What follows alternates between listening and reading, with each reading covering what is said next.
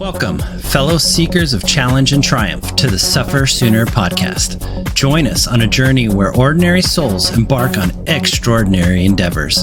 From the relentless grind of gravel to the punishing gauntlet that is triathlon, we've tasted our fair share of suffering. So fellow endurance warriors, let's lace up our shoes, strap on our goggles, and dive headfirst into the challenge, knowing that with every step, stroke, and pedal forward, we grow stronger together.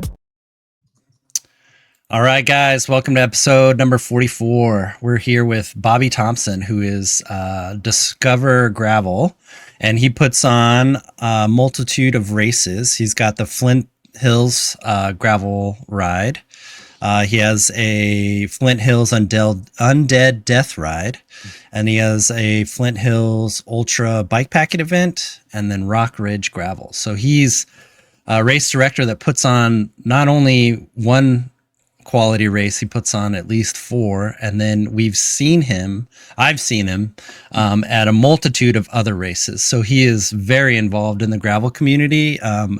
We heard about him from Adrian, which is our good friend, and she says, you got to talk to Bobby. Mm-hmm. And then we heard that he's going to be putting on a little extra something this year that we're all really excited about. So Bobby, how's it going? How you doing today?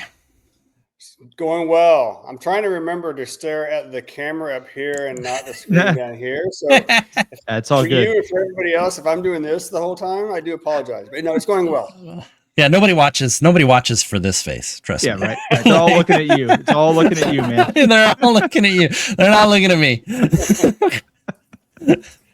So, but yeah, tell us, how did you get involved in gravel? Like, what is the passion behind it? I know you've been involved in it for quite some time now. So, what started this whole gravel thing off?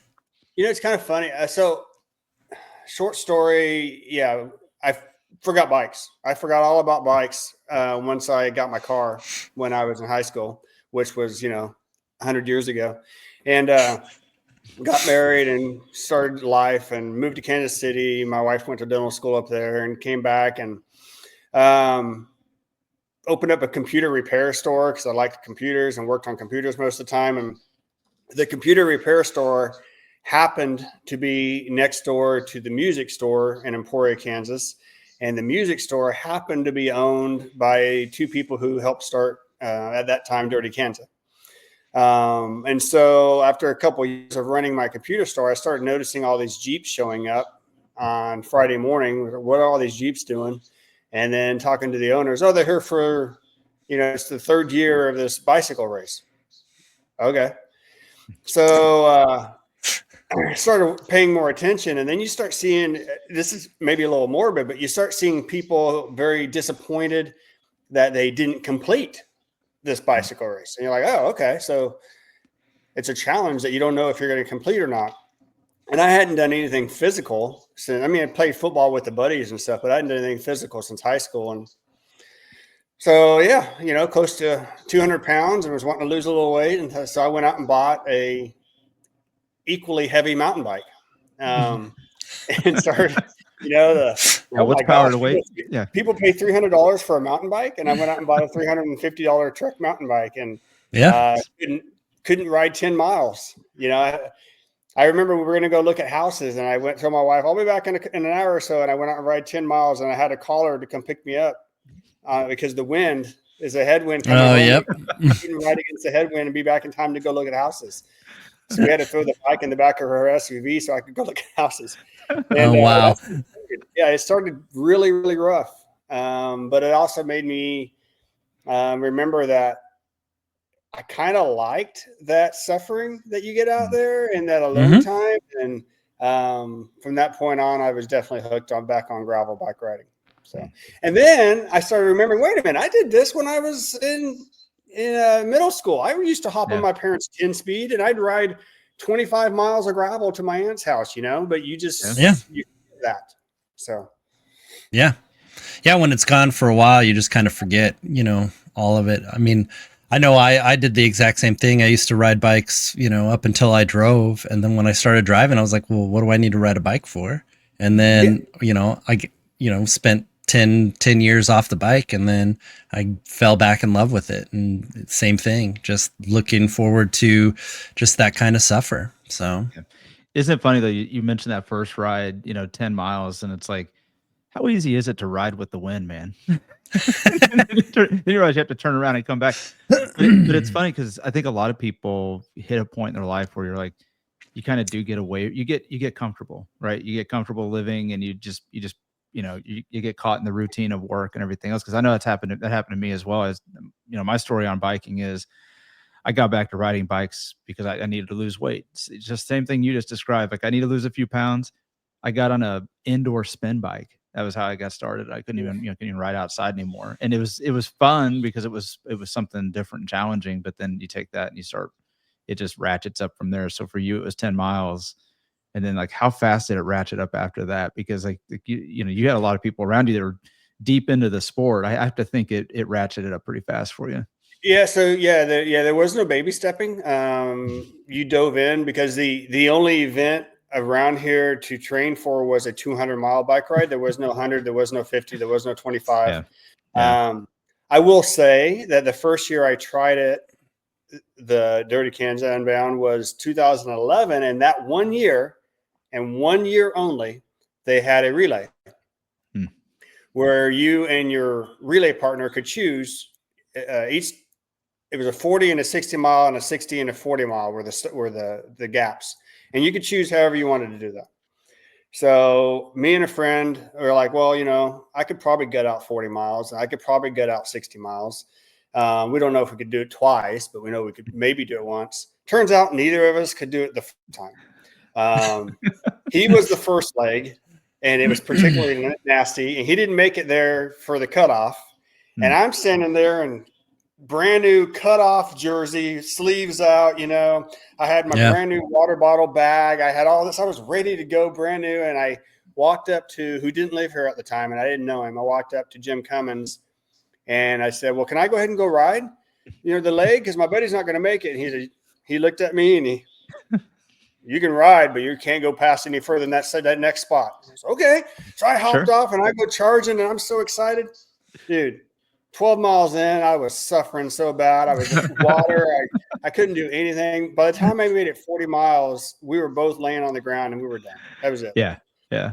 So, you jumped right in. Now, the next year, I trained for it, and I got lucky and finished my first true attempt at the 200 the next year. But there was no other real options. Yeah. I mean, there was no Mid-South. There was nothing else around here. Yeah. So I like how you said that, though. You got lucky and you finished, because I think a lot of people now, they get the mindset of, oh, it's a race. It must be set up so I can finish it. Right. Like I paid money, so I want to finish. I expect to finish. Right. And I think a lot of folks, they probably don't realize, like, the expectation was you probably weren't going to finish. And if you did finish, it was an honor to finish. Right. Yep. That's exactly what it was. I mean, you thought about it, you put planning into it. There was no GPS. So you had to have your map and your cue sheets, and you took an hour the week before, and you took your clear tape and you laminated the cue sheets. I mean, it was a lot of prep that went into this thing. And then, everything had to be perfect. You had to get lucky on the weather, and lucky with mechanicals. I think just that true adventure racing is a lost art form for sure, because like I coach athletes and stuff, and and when they sign up for these longer gravel events and stuff, I'm like, you have to understand that you may not finish, and you have to be okay with that.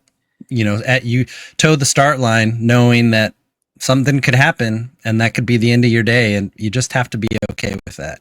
That's what's going to happen. So many people every year, you have to approach it. It's a challenge first and a race second.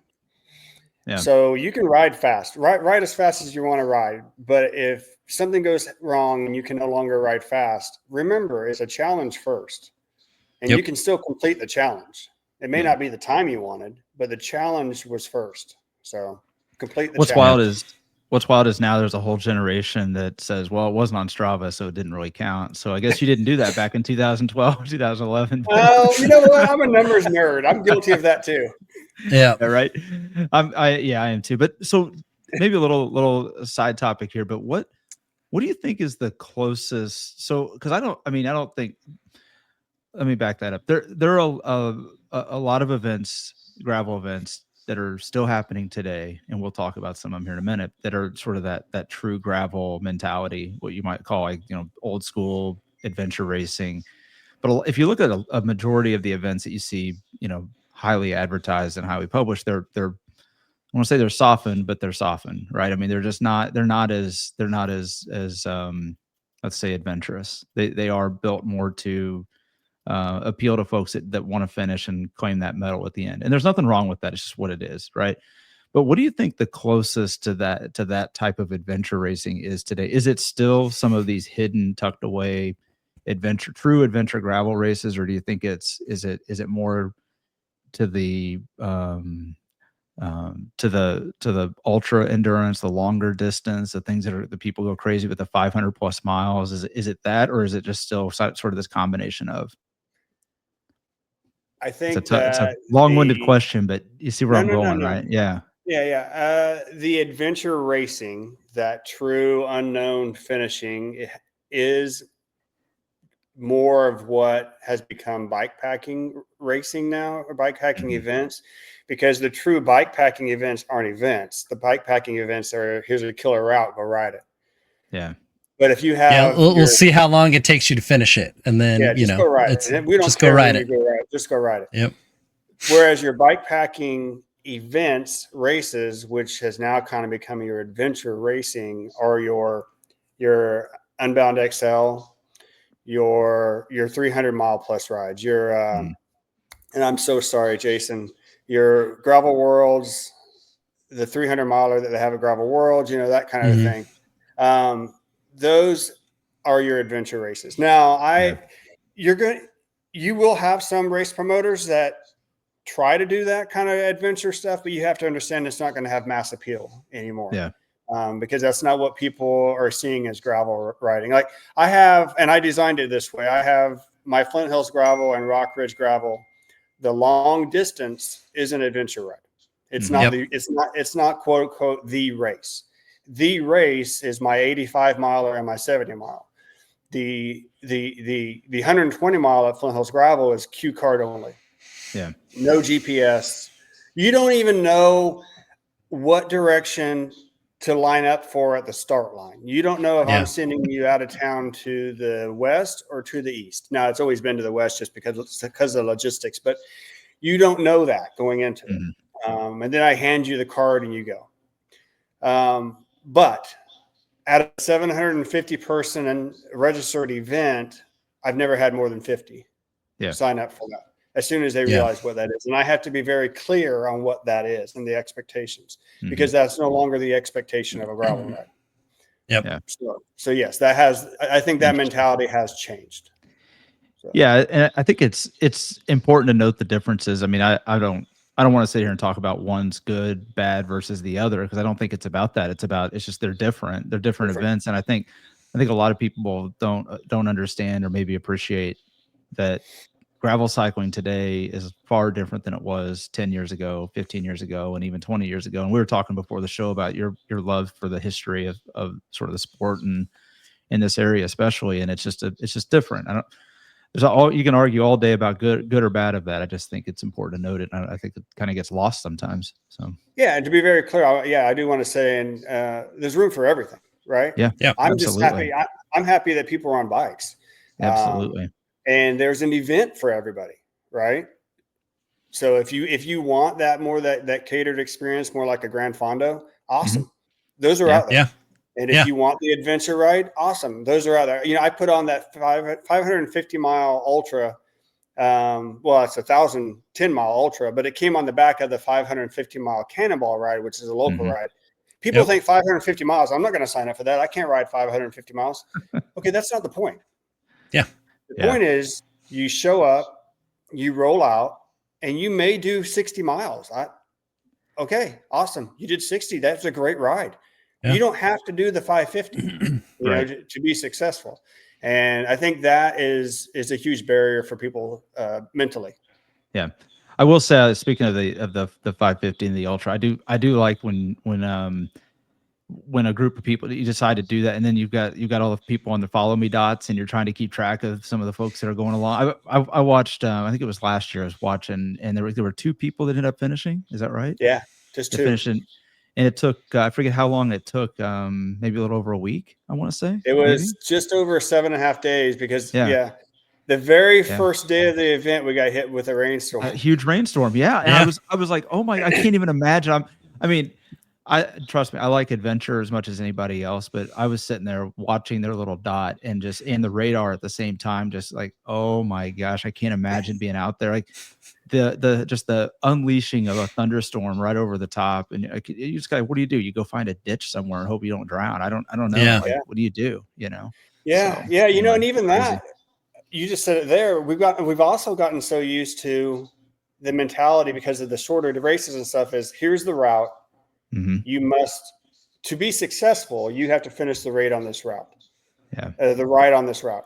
Okay. Yep. Well, that's true if you want to be a true finisher of that event, but that doesn't mean you can't be successful by going over to this road if it's too muddy and whatever, and you can still have a good ride, right? And Yes. Yeah. last year, I was so proud of the Ultra people because, that's exactly, they were like, Bobby's an idiot. I'm not doing this anymore on these roads. I'm going to go over this road and I'm going to keep on going. You know, that's awesome. You still had a 7-day adventure. I mean, right. You're not going to get the FKT because you didn't stay on the route, but who cares? You saw some awesome roads out there for 7 days of riding. So, I mean, it's just different. And stories to tell for a lifetime. And people, you know, and I love, I know, I love the reactions of people that aren't into cycling at all or gravel cycling when you start telling them about some of the adventures you've been on, because they just get this glass look and it's like, you're nuts. Yeah. But hey, it's okay. It's fun. So good stuff. All right, Travis, move us along here. All right. So what do you think is what's your most standout race that you like to put on? I guess is the way I would phrase it. Yeah. What's your favorite type of race to put on as a race director?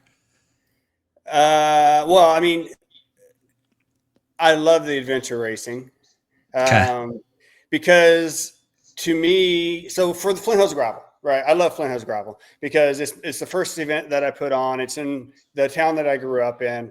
And so it's a very homey vibe for me, and it's in my general area. So I have so much support, right? Of all levels here. But of that event, I love the adventure ride, which is called the Adventure. It's a 120-mile cue sheet only ride. And the reason I love that is because I myself have put so much work into curating those cue cards that I know it's ingrained in my memory where these riders are at when they say, I'm at mile so-and-so, and oh, watch out for that culvert over there. You know, because I myself have been on the road so much. Getting that route just perfect. So I love that. Now I say that just last year we started, which is a whole nother little story how it happened, but I started a free ride for kids 18 and under to do 3 miles. They ride alongside the 5K runners, and it's free. Watching those kids, and you just show up and ride your bike. You know, they don't all have helmets. They don't have the perfect bikes. It's 3 miles. Go ride your bike.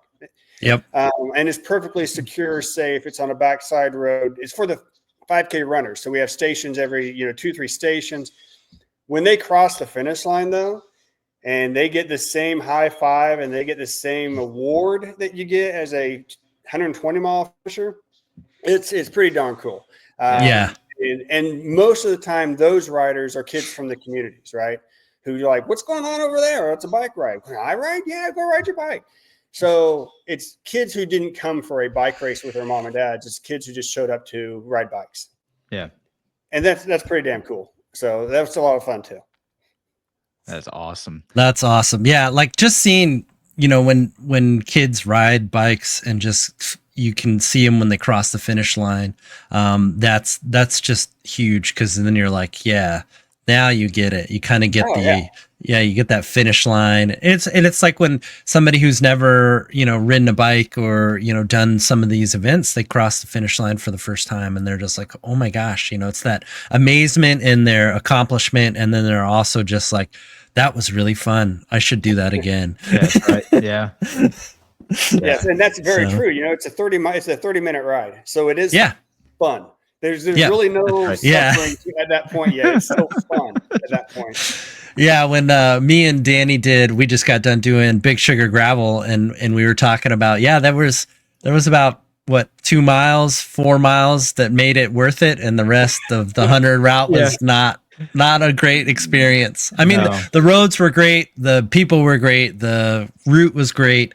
It's just that I wasn't having a great day on the bike. It was, it was just, it was just up and down. And it was just one of those days where, I always tell, my family, they all know, I come home and I'm like, it was a tough day in the office. It's just, it was hard. Today was hard. And then some days you have really great days for whatever reason. And, that's why I really love riding bikes and doing this kind of stuff, is that, you can show up to a race. I showed up to a race that was, it was raining. It was nasty. It was horrible out. I had one of the best days on the bike I ever had. Yeah. It was great. I was covered in mud. It was just, I was like, a pig in slop, just loving every minute of it. I loved that race. And it was only 60 miles. And it was one of the best races I had in a long time. And it was one of the worst days.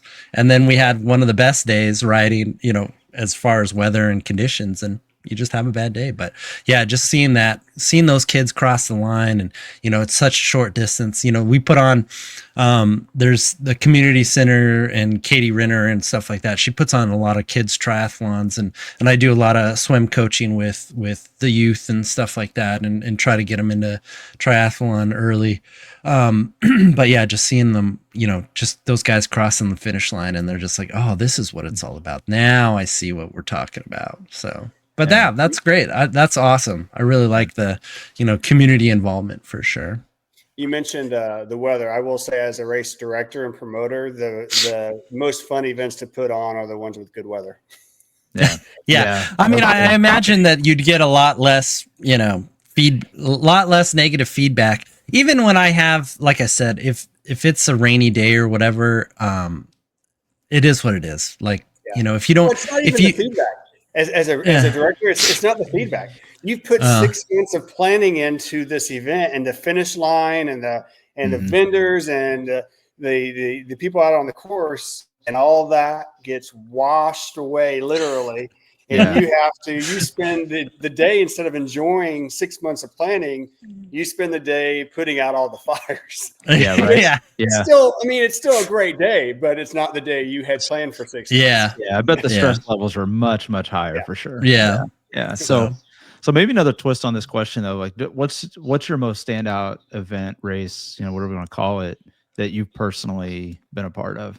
I mean, whether it be directing, doing the event, supporting it, however, what's your standout for that? I still love riding. I mean, I absolutely love race promoting, directing. I really do. That's why I do so many of them. But I started off as a rider, and I still love riding. And I will say that the answer to your question is tough, because there are so many things that makes the race fun. Texas Chainring Massacre down in Texas is a 60-mile 50 now. It's flat. It's not the best scenery in the world, but it is fun because it is so fast and flat. It is an independent time trial where you just get down and you just ride your heart out, and you suffer as much as you want to suffer. And suffering's, I don't know, in a weird way, it's fun. So there's that. But then there's also the climbing routes. Like Opawapu was one of the most beautiful climbing routes I've ever had. It was hard, but it was so beautiful and fun. And then you go to some place like a foreign country, and you go to the Dirty River, which riding on these little cart paths into these little hamlets that have these tables lined up of food you have never heard of in your life. But that's your support for the day. You got to figure out what this thing is, I rode into one camp, and they had pressed coffee that they were doing for you fresh over the fire, because it was getting towards evening, and it was cold, and you were drinking coffee, and they had a tent set up with a heater, and you're like, if I go in there, I'm not coming out of that. And then there's the Rift in Iceland, which the colors and the beauty of the nature up there is just, oh my gosh, it was the slowest 120-mile ride I've ever done, because I stopped and took so many pictures. and just stare it off into the scenery. And then you come back, and I mean, my natural rides are in the Flint Hills, and I don't care where I go. I just had a meeting with Lauf right before this one. I was talking to their rep over there in Iceland, and I mean, it doesn't matter where you go when you come home. Home's always the best. And my home happens to be the Flint Hills. So no matter where I go ride and how beautiful it is, I still come home. And I love doing events. And La Grind is here in Emporia, Kansas, Unbound. And I love doing events that take me out into the Flint Hills, because regardless of what people think, I mean, the Flint Hills it's a huge, vast territory. Yeah. I don't just go out every single day and ride 100 miles in the Flint Hills. Right. So I may go do 100 miles, but it may be to this town over here, or it may be over here. I go to the Flint Hills and do 100 miles, maybe a handful of times a year. And so it's still gorgeous and amazing every time I go out there. And so to say one, man, it's so tough, you know. And the Rock Cobbler in California, I love the Rock Cobbler. It's so freaking crazy. It's like an obstacle course for 80 some miles. I don't even know if you call it gravel, but that's the closest thing you can get to it, you know. I completely shattered my shoulder the first time and only time I went out there 5 years ago, and I can't wait. I'm going back this year. I got my shoulder repaired. I'm ready to go again. And this year I'm going to, and I still finished, but this year I'm going to finish with that shoulder intact. You know, that kind of stuff. I get really excited about every event that I go to. Everything has something to go witness. Hastings, what's the ride up in Hastings, Michigan? The big Barry Roubaix. Yeah. Another one, 60 miles. Fast as all get out, relatively flat, really. They have some hills that they call hills. And I mean, they're painful because everything's painful. But it's a beautiful ride and a little town square you come back to. So, I mean, everywhere has their spots. Yeah. Yeah. I think what you said about the Flint Hills, I mean, it's, number one, we can't, say enough how lucky we are to be in the Midwest and so close to the Flint Hills. I mean, obviously it's your backyard, but I mean, even for us here in Kansas City in the Northland, it's probably a 2-hour drive to get out there. And yet, we don't take near enough advantage of it. We come out for the different events, but Travis and I talk about it all the time. Like, we got to get out there and just ride more. Because to your point, I mean, we get sort of fixated on the events, but just go ride and just go have an adventure day. We were contemplating getting ready for next season, and just, do we want to do more of the long distance, ultra endurance, like maybe a 350 mile, and just go ride unsupported 350 and just go do something like that? Like, well, if we only knew a place that was close enough that we could do that. Oh, wait, we do. It's right there. Just, you got to go out and do it. And I think that's, if there's one thing I probably found myself over especially the last season, is don't get fixated on just the events, or the races. Like, enjoy the riding side of it. And you mentioned you can suffer as much as you want. And we're sort of in this mode of suffer sooner, and we want to be faster and all of that. But at the end of the day, I mean, you got to have fun when you're out there doing it. And I think that's what, you kind of lose track of sometimes. But no, it's awesome to hear about some of the other events too. And I think that one in Texas sounds like a blast. I might have to put that on the calendar. Yeah. 15 of us going down next month. So just come on down. Oh, that sounds awesome. So the big news that we were alluded to in the beginning is that you're going to be putting on. You worked with a couple other race directors, and you're going to be putting on a gravel series, which is called the Great Plains Gravel Cup. And what's the reason behind that? Is it just something that kind of bring more like notice to some of these races that you enjoy, or the race directors and those guys? I mean, I know you have open range on there, and that's definitely by far one of my favorite races. Like, people I tell people about Pratt, Kansas, and they're like, where the heck is that? And I'm like, well, you almost go down to Oklahoma. And they're like, what's out there? I'm like, there's nothing out there. Yeah. Nothing. Maybe some cows. Couple cows. Yeah, if you're lucky. If you're lucky, you'll get to see them. Yeah. There's tumbleweeds. Yeah. So it's we do love Eric's race down there, open range. Ever since we started riding it, me and Danny have coined it the crucible, basically, because when you ride against a 40-mile-an-hour headwind, you really find out who you are as a person. And so it will either break you or you'll end up harden you. So I've never had a headwind that I've complained about ever since. Yeah, and that was you're talking about on the way back, right? On the way back. I mean, that's kind of a signature of that event, is that headwind on the way home, and the sandy roads, not everywhere, but some of the sandy roads that you get onto. A couple miles of it for sure. Yeah. So there's the easy answer, and then there's the true, but it's also my sales pitch answer. The thought out answer, I should say, but the easy answer is because I wanted to. In my corporate days up in Kansas City, I absolutely loved fantasy football. I love numbers. I used to be a network analyst for a telecom company, so I dove deep into numbers all the time. And I find the history of numbers, finding trends, that's all kind of fun for me and interesting for me. And hey, go see why this happened over this time frame. All right, give me some numbers, give me some data. And the series allows me to gather data from 6 different events and apply them in a way that is not only appealing to me, but supports a lot of different causes in a lot of different ways. So that part of it is just fun for me. I've been analyzing the past 2 years of data from these past 6 events and doing different formulas, calculations, applying point values, just to test things out. And to me, that in itself was fun. Like I could stop now and say, had fun, and be happy. But going forward, the part of this series and the fun part of the series is I always have been intrigued by the Tour de France and the stage races. They go out there and it builds, right? It builds over time. The problem with those events that I see as a casual bystanders are usually over by the second day of the mountain series stages. Who's who's going to be top 3 by that time, because they're time accumulations. Yep. And it's really hard to make up time when the guy's been beating you already for this point in time. Right. You're not going to just gain 5 minutes on the dude. So points is a better way. Applying a point to your race outcome is a better way to keep that series tighter and allow comebacks and stuff like that. So I went with the point value rather than a cumulative time value, and that was thought out. But I wanted to do something that allowed people to stay engaged in the gravel scene throughout the year, instead of what I have seen as a race director and what we do as riders is we prep for this event. We go ride this event. We look for pictures on Sunday and Monday. We tell stories, and then we move on to the next event.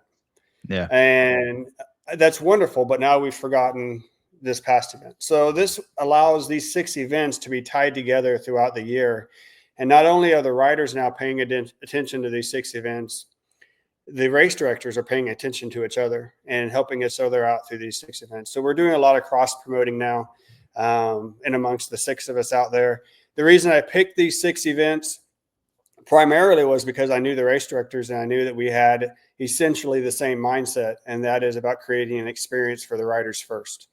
None of us are, I think one of you said, driving around in our Mercedes or whatever. Yeah, Lexuses. Yeah. Lexus, yeah, none of us are driving around the Lexus afterwards. But we're all having a lot of fun doing this at the end of the day, and we've all done this for many, many years, actually, for some of us, 10 plus years. And you don't do something that's this labor intensive with no financial reward for 10 years and take time away from your family if you're not having fun doing it and you're doing it for the right reason. Yeah. So I knew these 6 would see eye to eye with me in that respect. I have over time, maybe because of my age, become a little bit of a control freak over stuff that if it's my vision, then I am a little bit of a control freak over that vision. And I knew that they would point things out to me, and they would suggest things to me, and they would argue with me. But at the end of the day, since we had the same mindset, we were probably going to agree. And that's exactly the way it has become for the past year and a half of close conversations. We've had a thread going now for a year and a half on this when I approached them.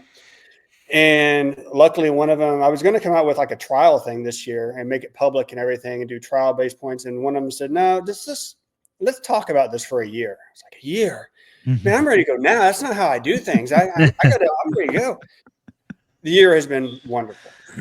Yeah, it gives you time to suss out kind of like, if you want to have weighting for different weights for different races, as far as points, how they kind of stack up the interest, as you start to talk about it. So yeah, I think giving it a year was a good idea for sure. Definitely there's so many things you don't think about. I mean, honestly, there's the little intricacies that you don't think about when you're trying to tie 6 events together without formally tying them together, because that has been a main goal of mine, is that these events remain independent, right? Yeah. I mean, that's how you want gravel to be. You don't want it to come in and you have to have the same rule set across all 6 events, and that's the UCI, which I don't mind. Yeah, and you're seeing that. Yeah, you're seeing that with Lifetime.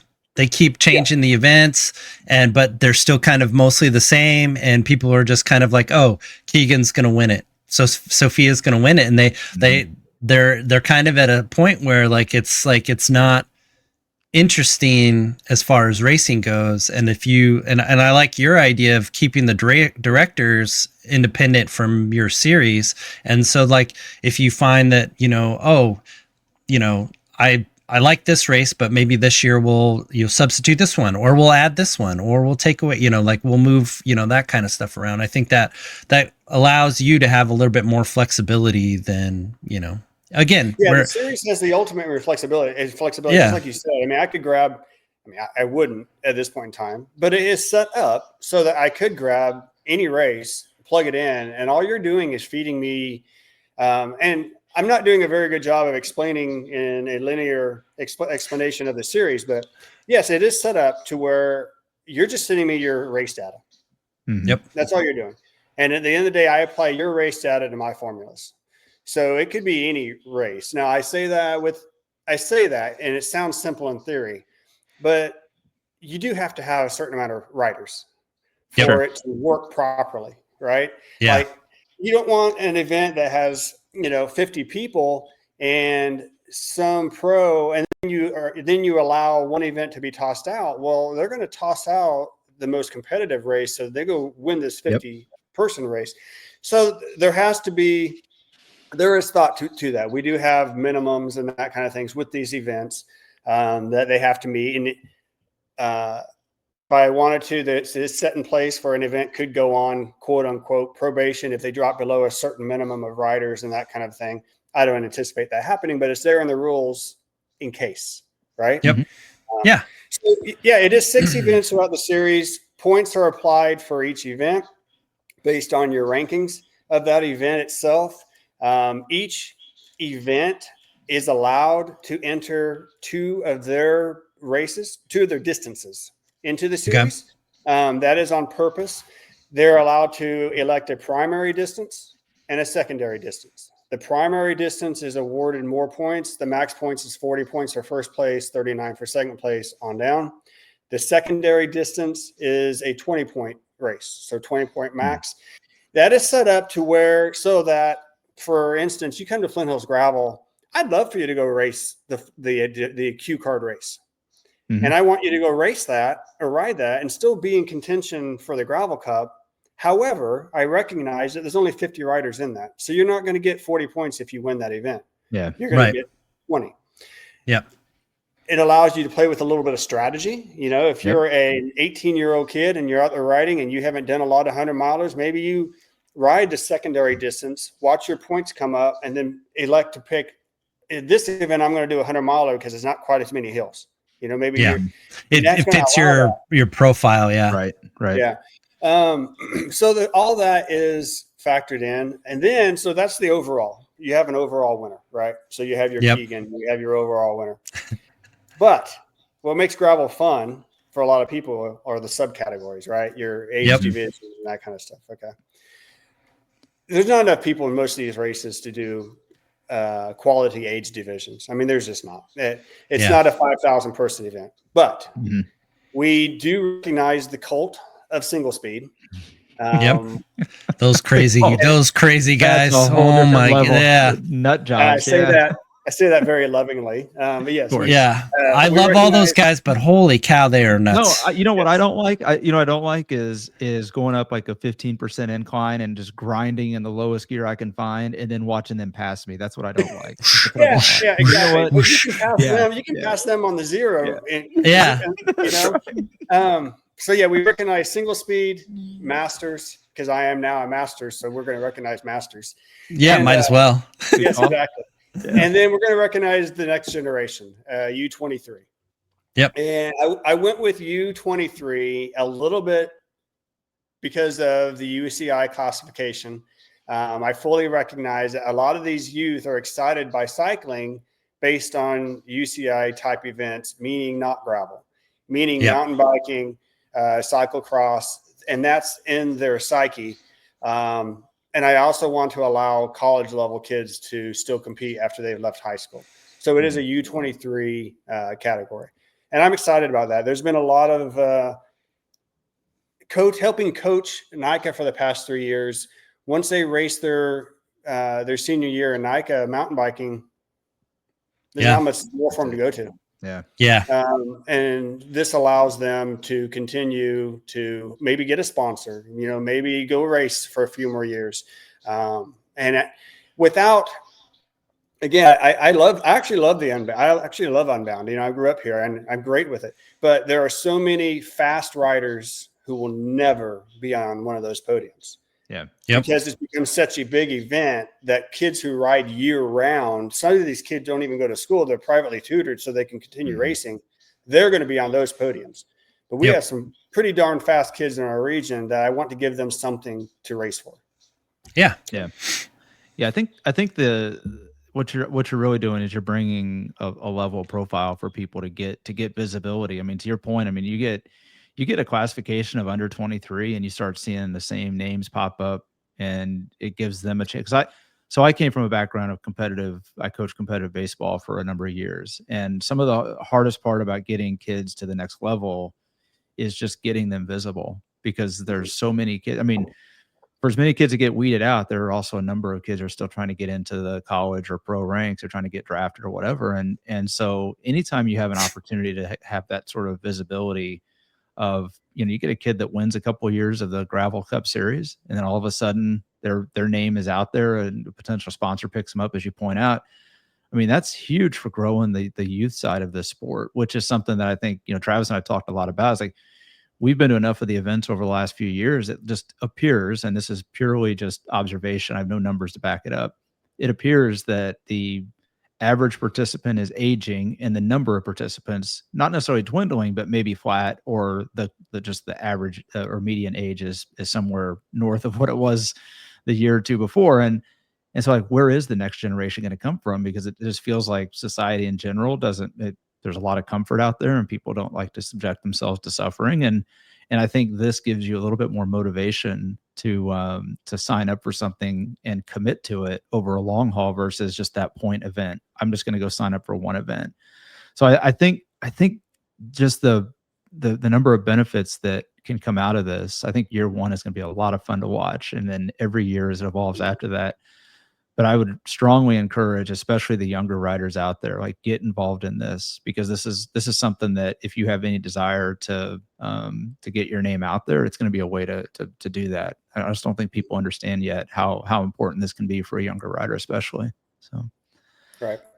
Yeah. Just the exposure from doing doing an actual bona fide series, and the fact that, like, I mean, it just, young people just don't understand. Like, if you're doing something from your first race is the 12th of April and the last race is August 6th. Mm-hmm. So you're talking April, May, June, July, August. You're talking 5 months for this kid, basically they're kids, even though the young adults, to commit to a series plus do all their other responsibilities. I mean, just that type of thing is so much easier to package and give to a sponsor and just be like, look, it's a bona fide series. Here's, it's been going on. Like it just promotes their, it's a good thing for everybody involved. And the fact that like, not many people have heard of, Open Range or Flint Hills Gravel or, any of that. But as the series, you're like, look, this is a series that involves, 4 states almost, and it's just like and pools from everywhere, and it's like, yeah, these kids, these young adults are some of the fastest. I think is again, I think it's just a fantastic idea, and that's one of the reasons we definitely wanted to have you on. So yeah, one thing that looking at numbers over the past 2 years, for 6 different events, it has given me some insight that I don't think you normally would get, or at least people of our level don't normally get. Maybe marketing companies do, but and that is, Danny, you talked about it, is that the core group of gravel riders, male, are aging, and the smaller groups that need to be grown are typically very regional, meaning that the average female rider, the average U23 rider, they're only attending 1 or 2 events of these 6 events a year. Now, that doesn't mean that maybe they attend Flint Hills Gravel and then they go down and do a bunch of Texas stuff. I don't have any insight into that, right? Yeah. But I know exactly. out of these 6 events that typically they're very regionalized riders. They do maybe this one, and then they'll go do Pratt, or they'll go do Nebraska, and they'll do Pony Express. Or they're going over here. They don't do a circuit because it's their whether it's life. It could be that life's busy, and they're doing rides that are closer to their life, or it could be a number of factors. But what I'm hoping to see is that visibility-wise, we start seeing those numbers grow, other than just 40 plus white male going up. I want to see the other numbers grow, and I'm hoping that in addition, this series gives people a reason to do all those other events. So and to try something new. Yeah. Well, I think it's a great idea, and even for folks that aren't still in the 23 and under group, like Travis and I, like it gives us a chance to have a different type of competition too. I mean, we talked many times on this show, like our goal, like we'd love to finish a podium somewhere. Probably not going to happen. Like just don't train enough, don't have the genetics, whatever it is. But but if you go out and you get a chance to go out and race all of these events, and there's only going to be so many people that are able to do that, but you're able to put enough consistency together, you might find yourself in top 10. You might find yourself near the top. Because it is about consistency here. I mean, anybody that's done, like you mentioned, stage racing or any type of, setups like this, it just the amount of consistency required. Yeah, you could probably have one bad day and get away with it. You can't have 2 or 3. And so, I can tell you, if I'm looking at that list, my odds for a bad day is probably on Open Range because I have a history with that course. So if I know, hey, I could, if I perform well at that one, then maybe I got a shot now, So anyway, I just think, I think it's, and I've spent some time looking at the website and checking everything out. I thought, what a simple way to just drive more engagement within the community too. And just something else to sort of talk through and be excited about. I mean, each of these races are on their own stand up and are awesome events, but just the ability to, like you say, tie them all together and maybe develop a little bit of bragging rights. Cause again, odds of me beating Travis on any one day are pretty slim, but I bet I could string a few together and have a chance. So I will say, if you want me to do a single speed fat bike 40 plus category, so you can get on a podium, there you go. I'll work that in there for you.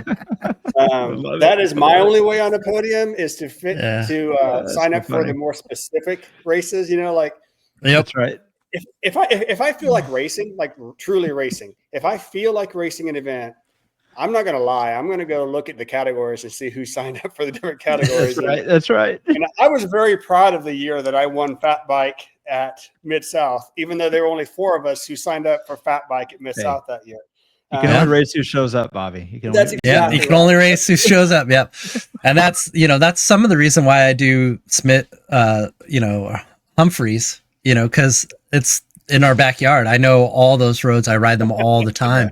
So like, yeah, I know exactly where they're sending us and exactly, you know, where to put in moves and stuff like that. So yeah, it's a little bit easier then, but even then, you know, it's, you know, you never get, you know, me and Danny always talk about it. You never get any free miles in gravel. So it's, you know, I think having a series is really great because it rewards consistency, and the story through the year is going to be something that we'll be talking about for sure. Just, you know, how it develops, how it's, you know, how we're planning for it, all that kind of stuff.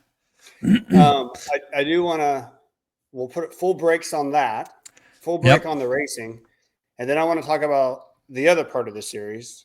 And the other part of the series is there are going to be plenty of people, and there've already been a handful who says, Bobby, I could care less about the series. And that is wonderful. That's great. I get it. And the point of me not changing the independent rules of any of these races is you don't have to pay any attention to the series. You don't have to sign up for the series. If you sign up for a race, you get a point for signing up. If you show up and check in, you get a point for showing up to the race. Because as a race director and as a rider, those are the three things, right? The first thing is to sign up for the thing. The second hurdle is getting through life so that you have time to actually go to the event. And then the third thing is the challenge of finishing the event. So you get a point for each of those. You get a point for signing up, a point for showing up, and a point for finishing. Okay, well, what good is 3 points when first place gets 40? The point is throughout the year, those points, 1 point becomes one free entry into prize giveaways. So that throughout the year, you now have 3 prize entry giveaways from the sponsors that we've had sponsor the event. And no, they're not going to be life-changing giveaways, but they're going to keep you engaged in the events. And every time you get more points signed up. And if this series grows, it'll be just like the points that you do when you go buy McDonald's. We can do more things with these points. We can do more things for the riders with these that still has no effect on the people who could care less about the thing. That's awesome. Do that. But for no cost and for no effort, you are building points throughout the year for these events. And that was important for me to do. And then something I hadn't even thought about, a rider, it's probably been 2 months now, a local friend. What do I do? What do I get if I want to do all 6 events? I want to do all 6. And what do I get if I complete all 6? You know what? Yeah. You know what? Screw it. I can give you, we'll do a patch and a t-shirt. I survived or whatever, you know? And it's something to shoot for and something, again, that keeps you engaged. What rides am I going to do next year? Okay. There's a series that there's 6 great rides on there. Let me go see if life allows me to go do all 6 of these rides. So I'm really trying to make it a series for anybody who wants to be a part of it. There's something to be part of. I'm really glad you brought it back to that because there's a sense of accomplishment. I mean, these are not 6 super easy, you know, paved road events that you can just go out and ride on a Sunday. These are all challenging in their own right. And I think that's a really important point to highlight. This is not about just the racing side of it. There is just everybody in cycling has a reason for why they cycle, and they all have their own personal journey that they're on while they're doing it. And the accomplishment that comes from this should absolutely be celebrated in one way, shape, or form. And I think that, you know, to your point about having a way to commemorate the fact that you finish all 6 events, that is not easy. I don't care who you are. I don't care how, like, it is a fraction of the population that can ever say that they accomplished, whether it's these specific 6 events or 6 events similar to them elsewhere in the country. Such a small amount of the population will ever even attempt this, let alone finish it. And you should celebrate that. I think that is really awesome. And another reason why people should go out and sign up for this stuff, because I mean, if that is what it takes to get you motivated to continue down the path, I mean, because we all do this, as you mentioned, for our own reasons, but the health side of this is huge. The fact that there are, you know, this is a way for so many people just to, you know, stay healthy, stay engaged, find something, an outlet for themselves. This is really, really awesome. I think the accomplishment side of this is going to be much, much bigger than the race side of it. The race will be fun for a small number of us, for sure. We're going to all have fun with it. My goodness, celebrate the accomplishment of it, though. That is really, really good to hear. So, yeah, and that's awesome. I think most of us will understand this. we truly appreciate the people who get on top of the podiums because we'll never make it. Yep. But for 90% of us, that's not why we attend the event. That's right. And we can tell you who won whatever last year, but we That's can right. tell you the group of people that you rode across the finish line with from that event last year. Yep. So again, it was important not to change the nature of these events because the series is just the series, right?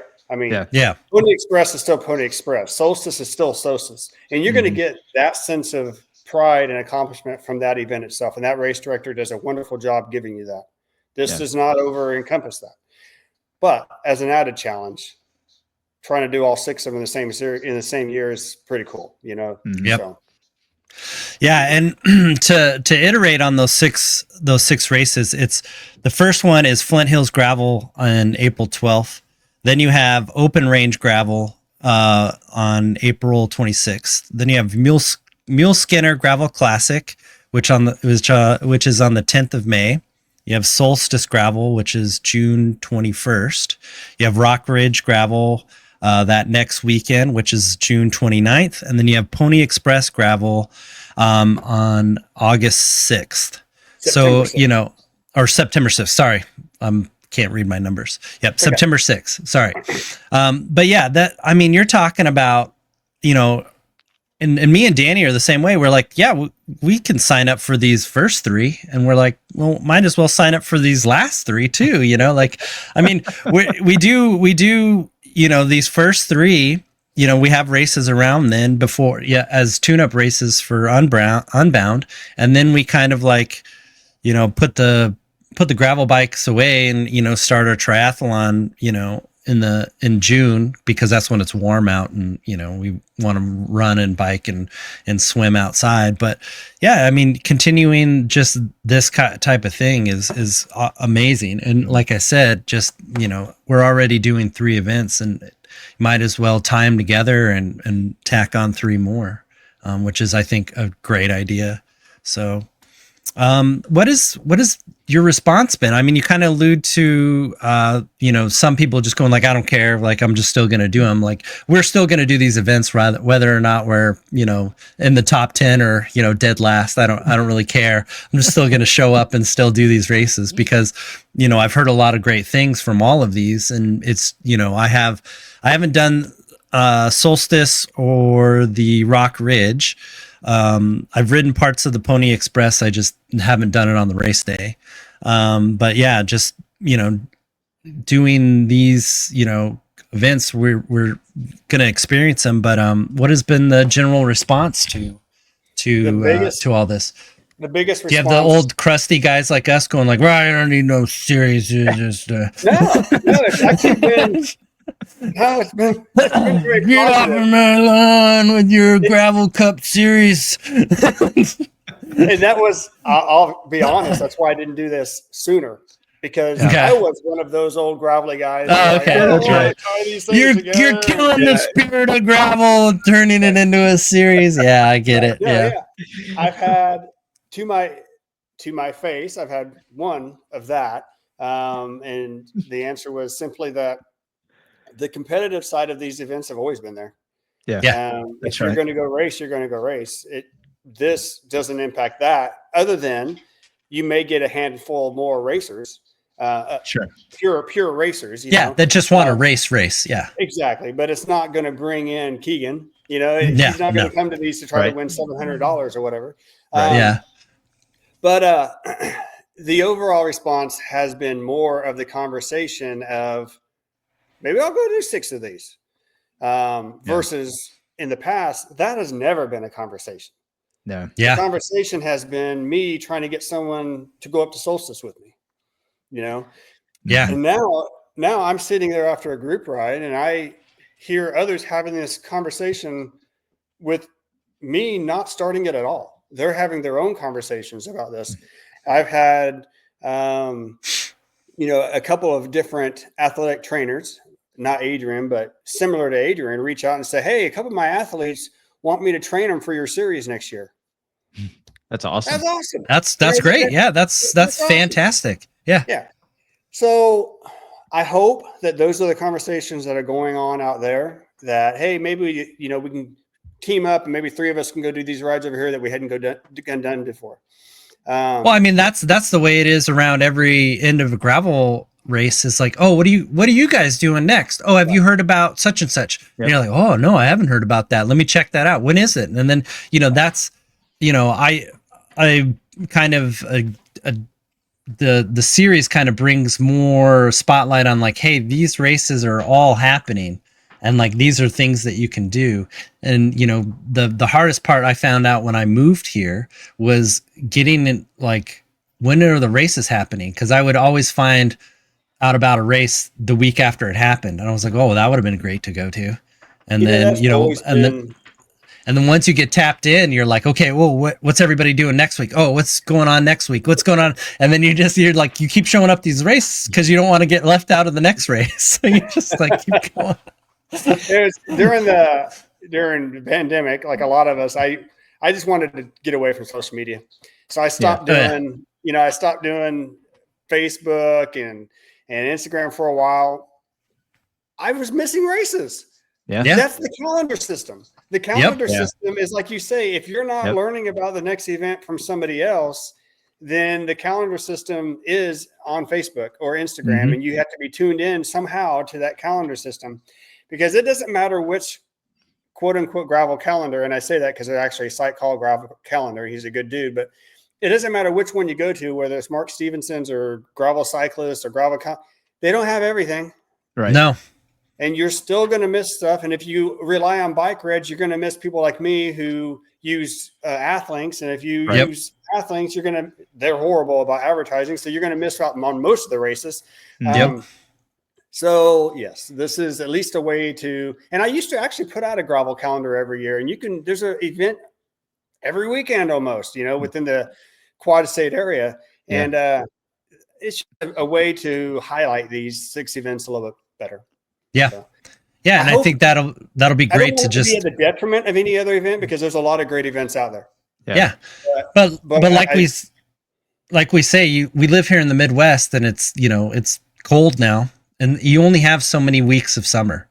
And so there, if there's 100 races, there's only, 8 weeks or, 12 weeks of summer that you can really put on some stuff. So, they're all vying for that position. So it's kind of one of those things where, you hear about these races from word of mouth, and, and as we've heard from race directors, a lot of times it's like, they really try to put on a quality event. And if the community gets behind it and all that stuff, it becomes this hugely popular thing because we all talk to each other.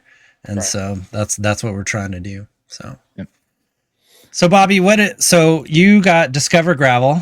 You can go there, right, and get a hold of, it's a good link for you, right? Yeah, Discover Gravel is the best. I mean, obviously, all these events have their own ties, websites, whatever. But and I will be putting all those races, the links to those races, their pages in the description below. So like, so you don't have to like sit here and be like, wait, let me rewind. What did he say? And like, it'll all be in the description. I don't know if it's as a writer, I get annoyed that I have 6 Instagram accounts and 6 Facebook accounts, or 7. But as a promoter, it is just so much easier to have them have their separate accounts for specific purposes, but then have Discover Gravel that ties into everything. Yeah. But you still have to have those separate accounts, right? Because if I'm promoting Flint Hills Gravel in April and we get to September, you're going to have to go through 6 months worth of posts to see anything Flint Hills Gravel related. So you still got to have the individual accounts as well as the overall. But Discover Gravel is the best way to pay attention, keep track of everything that's happening with all the stuff I've been doing.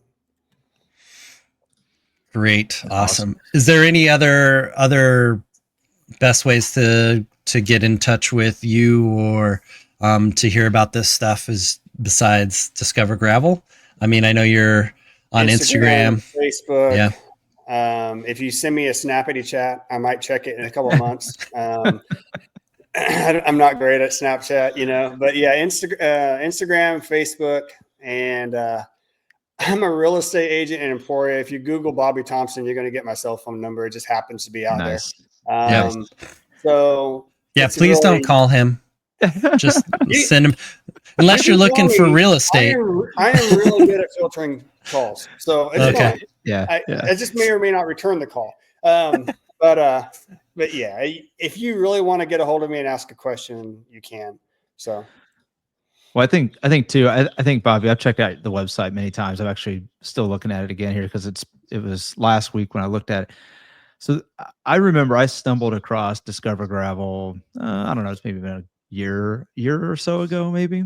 And I started noticing it was linked. You had it linked across Discover Gravel, and then I was like, well, wait a second, that's the same as Flint Hills and Rock Ridge and all that. So I started kind of piecing it all together. Because to your point, like, I mean, I've known about your events, known about you for a while. Obviously, you're a living legend of the Midwest, right? So I get it. Like, I know you would never say it about yourself, but it's just the truth. But the point is, like, I think because it is such a grassroots thing, like, you don't realize how connected so many of these different events are, and that a lot of it funnels through maybe a half dozen to a dozen people in the area, And so I think it's really important. Like, we talked about this at the beginning, but Discover Gravel is a great place to get information about not just Bobby, not just your events, but the Gravel Cup as a whole. But you have a lot of information out here about different routes too. And I think that's something that's really important for people, that if you've never done these events, you're not sure where to get started, you're just looking for places to ride, and you live in the Midwest, you have a wealth of resource out there for people that can just go out there and find some routes and use it for inspiration to kind of get started on their own too. So. Yep. Yeah, so that's the part I keep coming back to, is that I love just the historical aspects of gravel, and none of these roads are new. They've all been around forever, but chances are the people who used to ride some Road 110 out in Lyon County, nobody goes out there anymore because it's not on Unbound, it's not on the Grind, and it's not on Flint Hills Gravel. But that road is beautiful. Yeah. So I've tried to include. Yes, thank you. Some historical routes from the different areas to get you out on these. Like, I have my Aunt Dee's Revenge Hill or something like that for on the Flint Hills Gravel. That's my aunt's house, because it's that's awesome. That's a hill I grew up on, and she'll probably let you use the hose if you go out there. So that's great.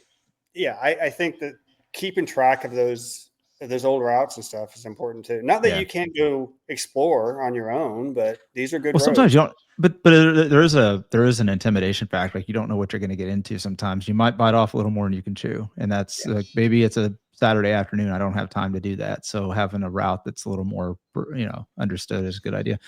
But I just want to point that out too, just because, I think it's awesome. And Travis and I joke about this all the time. Like, even if something comes up, life gets in the way, and you can't do one of these events, they don't roll up the gravel roads at night and you never can see them again. Like, they're always out there. You can go ride them. Like, go enjoy it. And like, I love the way you put this. Like, just go explore, have a great time, and just go check out the website. There's just a wealth of information out there. So cool. Thank you, guys. All right. Yeah. All right. And then are we going to do you want to do rapid response? I got two because we're a little short on time. I got two. Ready? All right. Ready. So this is the part of the show where we just give off with the cuff answers. So Danny reads them to us, and hopefully it's nothing too crazy. These aren't for me. Like, this isn't for me. I love where, like, some of the Chat GPT stuff out there. Yeah. So he just puts in a prompt to Chat GPT, and then he just sends it to us. So that's not me. That's not me trying to pin you down on something here. So do race directors design gravel courses to challenge riders, or you just try to see how much suffering you can inflict? I design my courses to show you off the best roads and the limited amount of mileage that I have for that distance.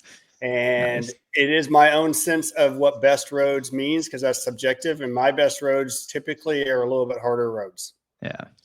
If I was a race director, it would all be about the suffering. It'd just be.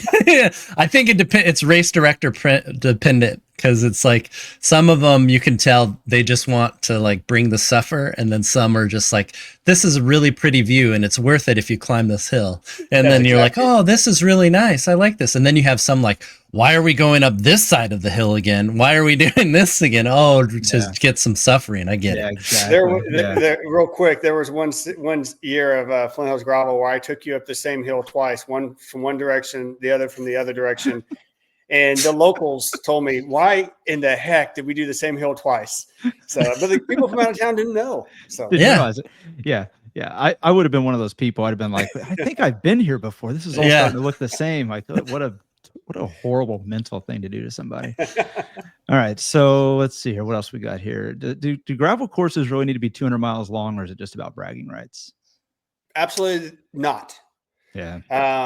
A gravel course, a good gravel course needs to be as long as it needs to be to give you the best race experience.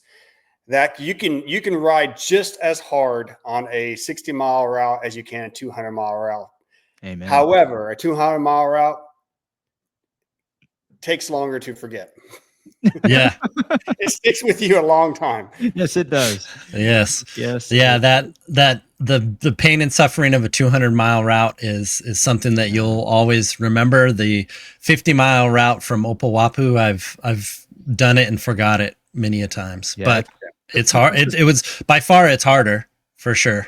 I think haven't done like something like the 1,000-mile ultra, Bobby, because like I know how long it takes me to forget a 200-mile horrible day. That's why part of the reason I say that is I guarantee here in Emporia, Kansas, when I walk into a gas station and they say, are you doing the Unbound? I say, yeah. What are you doing? Well, I'm doing the 200. Oh, only the 200? Only the 200. Yeah. Because it doesn't matter how long you do. There's always a longer route. So. Yep. That's right. That's right. All right. One more here. This just tells you what the Chat GPT doesn't know anything about the Midwest. Yeah. But it says, are Midwest gravel courses too easy without elevation, or does the constant headwind make them harder than mountain terrain? This came up last year. My race just happened to end 30 miles into a 20 to 30 mile gusting wind. I will say this, that even in mountainous terrain, you eventually get to the top. Yeah. And you get to go down. If you have a long ride into the headwind, the wind never stops. That's right. And so I think when I say wind, I'm talking Flint Hills wind. I'm not talking 10 to 15 miles per hour. I'm talking the kind of wind. A steady 40-mile-an-hour wind, not a gust. It's always that bars, strong. Right. Yeah. 2 hands on the bars. 400 watts to go 3 miles an hour kind of thing. Is harder than a mountain. Absolutely. 100%. Oh yeah. I agree. So when a couple years back when I was training to just go do the Mount Evans hill climb out in Colorado, I was like, oh, it's, being here in the Midwest, like where are you going to train sustained climbing other than indoors on a trainer with a couple of books under it? And so that was exactly it. I went out and just every headwind I could find, like go right into a headwind, because you're 100% right. You never get relief from that. And, at least with a mountain, you'll eventually get a downhill. There's no payoff to the Midwest headwind. It's like the payoff is at the end when you get off your bike. That's like, that's great. Yeah. Unless you turn around, that's the only payoff. But more times than not, it is always on the way out that we get the tailwind, and always on the way back, it's the headwind. So it's crushing, soul crushing for sure. Well, awesome. Right? It's been a great time. So great time. So I think we're good, and we'll definitely have you back on, Bobby, to talk about Flint Hills Gravel about a month out, so you can give us all the scoop. Maybe give us a hint on some of the cue card stuff. Yeah, better. So would be awesome. Yeah, and I'll see you guys at the start of the Flint Hills Ultra this year, right? Yeah, you got it. Yeah, I know, Travis. I think you're already signed up, right? Yep. I think you signed. I haven't signed up yet, but I'll be out for there. the Ultra. No, not the backpack. No, I'm not doing the backpack one. Sorry, that's next year. Next year. I think the ultras. I'm still like it just skipped right through me. I didn't hear. Yeah. The Gotcha. part. I'm gonna do the next year. I'll do the ultra for sure. Okay. So when's the kickoff for this? Is that May? Is that right? Is it May? Ultra is the weekend before Unbound. Yeah, it's May. Yeah. It's Memorial Day weekend. Yeah, and I do that so that when you finish it, you're coming back to the Unbound festivities, the craziness of Unbound. And then if you really feel like you just go right back out and do the and then you just go right back and start riding. Ashton Lambie did. Ashton, Yeah. that's what Nice. Ashton did. I mean, if you can ride like Ashton, yeah, go do it. So.